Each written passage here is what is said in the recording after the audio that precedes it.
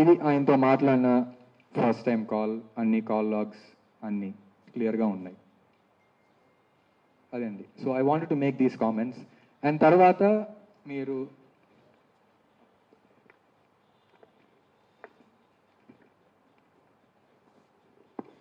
ఇది వాట్సాప్లో చూపిస్తున్న పేరు అండ్ నంబర్ క్లియర్గా ఉంది కదా, సునీత మాగంటి అని. ఇది మీరు నమ్మకపోవచ్చు. సో ఈ నంబర్ ఒకసారి చూసుకోండి. ఇది ఆవిడ ఫైల్ చేసిన అఫిడవిట్లో క్లియర్గా మై ఫోన్ నంబర్ అని అదే నంబర్ ఉంటుంది. మీరు కూడా చెక్ చేసుకోవచ్చు.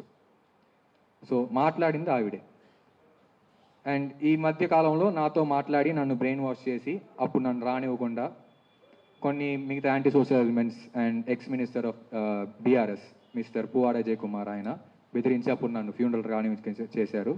తర్వాత సేమ్ టైం మా పెదనాన్నగారి మీద అన్ని అనవసరమైన మాటలు చెప్పి ఈ సునీత గారు, మోహన్ ముల్లపూడి గారు మా పెదనాన్న మీద మా నాన్నమ్మ మీద చెప్పి, నువ్వు సేవాల ముందు కూర్చుని రాజకీయాలు చేస్తున్నారు, వాళ్ళతో మాట్లాడకు, ఇలాంటి అనవసరమైన ప్రాబ్లం వాళ్ళు క్రియేట్ చేస్తున్నారు, నువ్వు వస్తే ఇంకా నేను యూజ్ చేసుకుని ఏదైనా చేస్తారు, రావద్దు.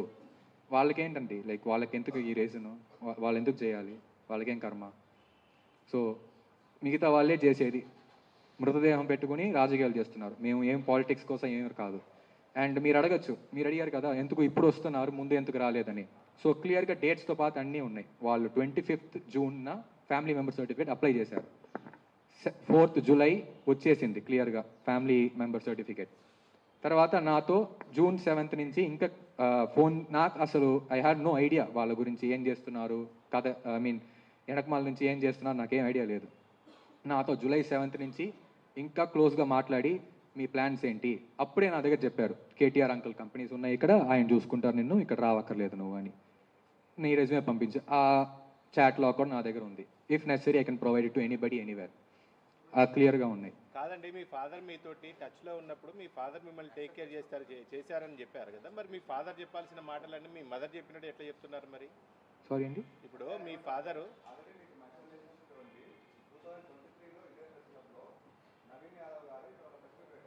అవును.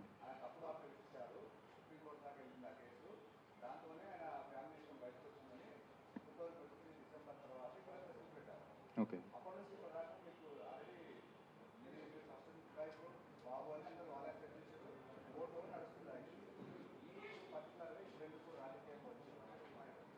అవునండి.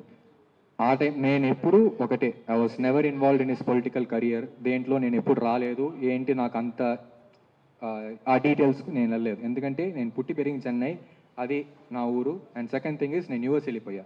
ఇప్పుడు నా బ్యాచిలర్స్ నుంచి అక్కడే యూఎస్లో ఉన్న, స్కాలర్షిప్ వచ్చింది, చదువుకుంటున్నా, పనిచేసా, మళ్ళీ చదువుకున్నా, ఎందుకు మళ్ళీ స్కాలర్షిప్ వచ్చింది.